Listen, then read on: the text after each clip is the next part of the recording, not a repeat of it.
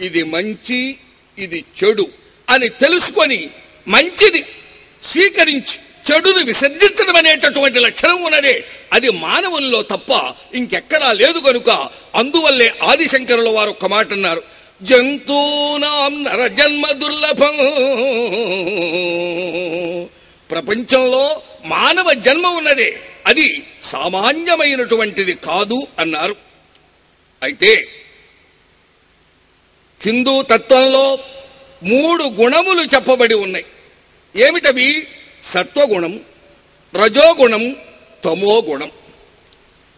తమోగుణం రాక్షసత్వానికి, పశుత్వానికి నిదర్శనమైనటువంటిది తమోగుణం. రజోగుణం ఆటోపానికి, ఆడంబరానికి, అభిమానానికి నిదర్శనం.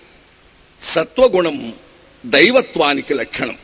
అంటే మానవుడు తనలో ఉన్నటువంటి పశుత్వాన్ని, రాక్షసత్వాన్ని వదిలి మానవత్వానికి వచ్చి మానవత్వం నుంచి దైవత్వాన్ని పొందవలే. అదే మానవుని యొక్క గమ్యస్థానం. మానవత్వానికి మించినటువంటి మతం ప్రపంచంలో ఇంకొక మతం లేదు. అందుకే ఆదిశంకరుల వారు ఒక్క మాట అన్నారు, అహం బ్రహ్మాస్మి. ఏమయ్యా, నువ్వు తెలుసుకోలేకపోతూ ఉన్నావు. భగవంతుడంటే ఎవరో కాదు, నీవే పరమాత్మ యొక్క స్వరూపానివి. తత్వమసి, తత్వం అసి. ఆ పరమాత్మ తత్వమును నీవే అవుతూ ఉన్నావు. ఆత్మవత్ సర్వభూతాని. మానవుడే మాధవుడు. అంటే మానవుణ్ణి మాధవుని స్థాయికి పెంచిందేది అనంటే మానవత్వం. ఆ విధంగానే మానవునికి శారీరకమైనటువంటి సౌఖ్యములు కావాలి. ఈ శారీరక సౌఖ్యములు ఎన్ని అనుభవించినప్పటికీ ఇంకా ఇంకా ఇంకా ఇంకా అనేటటువంటి తపన పెరిగిపోతూ ఉన్నది తప్ప ఎవడైనా సరే నాకు ఈ సౌఖ్యం చాలు అని అనుకున్నాడా ఎప్పుడైనా? పైగా ఈ శారీరక సౌఖ్యముల కోసం ఎన్ని అఘాయిత్యములు జరుగుతూ ఉన్నాయి లోకంలో, ఎన్ని అత్యాచారములు జరుగుతూ ఉన్నాయి లోకంలో, ఎన్ని హత్యలు జరుగుతూ ఉన్నాయి ఈ లోకంలో. అయితే వీటికన్నిటికీ మూల కారణం శారీరకమైనటువంటి సుఖ సంపాదకత్వం. కానీ మానవుని యొక్క అంతిమ లక్ష్యం శాంతిమయమైనటువంటి జీవనం కావాలి.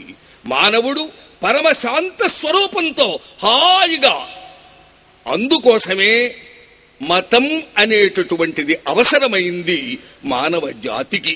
అందుకే where the science ends there the religion starts. ఎక్కడైతే శాస్త్రం ఆగిపోయిందో అక్కడి నుండి మతం ప్రారంభమైంది. అంటే శాస్త్రం ఎప్పుడు నీ శారీరకమైనటువంటి సుఖాన్ని ఇస్తే, మతం ఎప్పుడు కూడా మానసికమైనటువంటి ధర్మాన్ని ప్రసాదించిందేది అనంటే మతం. Sometimes which is not defined by the science may be defined by the religion. What is God? శాస్త్రానికి అందదు. కానీ దాన్ని గురించి చెప్పినటువంటి శక్తి ఏది అనంటే అది ఒక్క మతం మాత్రమే. అయితే ఈ మతాన్ని కొంతమంది వ్యక్తులు, స్వార్థపరులు, తమ స్వార్థం కోసం ఉపయోగించుకున్నప్పుడు ఈ పవిత్రమైనటువంటి ధర్మములన్నీ కూడా మలినమైపోతూ ఉన్నాయి. హిందూ మతంలో ముఖ్యంగా పరమ పవిత్రమైనటువంటి యజ్ఞ క్రతువులు ఉన్నాయి. ఆ యజ్ఞ క్రతువులను కొంతమంది ఏం చేశారు? స్వార్థం కోసం, తమ సుఖాల కోసం లేనిపోయినటువంటి అనేకములైనటువంటి నీచ కృత్యములన్నీ కూడా అందులో పెట్టి యజ్ఞమని పేరు చెప్పుకోవటానికి కూడా ఉచ్చరించడానికి వీలుగానటువంటి నీచ స్థానానికి తెచ్చినప్పుడు అప్పుడు బుద్ధుడు అనేటటువంటి మహాత్ముడు దానిని తిరస్కరించి యజ్ఞయాగాది క్రతువులన్నింటినీ కూడా పరిత్యజించి బౌద్ధాన్ని నిలబెట్టాడు. ఆ విధంగానే జైన మతం కూడా ఉద్భవించింది. దేనికని? పరమ పవిత్రమైనటువంటి మతము యొక్క సిద్ధాంతములకు స్వార్థపరులు మచ్చని కల్పించినప్పుడు అన్యమైనటువంటి మతములు ఉద్భవించవలసినటువంటి అవసరం వచ్చింది. అయితే ఒక్క విషయం, నేను ఖురాన్, దివ్య ఖురాన్ ఎన్నో పర్యాయాలు పఠించాను. బైబిల్ చదవటమే కాదు, బిబ్లికల్ డ్రామా రాశాను. నేను ఈ రోజు వరకు కూడా అనేక ప్రదర్శనలు ఇవ్వబడుతూ ఉన్నటువంటి నాటకం రాశాను. ఒక్క విషయం, నాకు అరబిక్ రాదు. ఖురాన్, దివ్య ఖురాన్ నేను తెలుగు భాషలో చదువుకున్నాను కనుక నేను అటు మన హిందూ తత్వానికి ఇటు దీనికి రెంటికి సంబంధాలు చెప్పబోతూ ఉన్నాను. నేను చెప్పేవన్నీ కూడా తెలుగు ఖురాన్లో నుంచే చెబుతాను తప్ప నాకు అరబిక్ రాదు. దివ్య ఖురాన్లో ఆల్ మాయిదా అనేటటువంటి సూరాలో 64వ వాక్యంలో చూడండి, ఆయన కోరిన దాని ప్రకారం ఖర్చు చేస్తాడు. వాస్తవం ఏమిటంటే, నీ ప్రభువు తరఫు నుండి నీపై అవతరించిన గ్రంథం వారిలో చాలా మంది యొక్క తలబిరుస్తనము, అసత్యానుసరణము అతిశయించడానికి కారణభూతమైంది. వారు యుద్ధ జ్వాలలను ప్రజ్వలింపజేసినప్పుడల్లా అల్లహే దానిని చల్లబరుస్తాడు. వారు భూమిలో సంక్షోభాన్ని వ్యాపింప చేయటానికి ప్రయత్నిస్తున్నారు, కానీ అల్లాహ్ సంక్షోభం సృష్టించే వారిని ఎంత మాత్రము ప్రేమించడు. అంటే ప్రేమతత్వం. ఇదే భగవద్గీతలో శ్రీకృష్ణ స్వామి వారు ఏమన్నారు? పరిత్రాణాయ సాధూనాం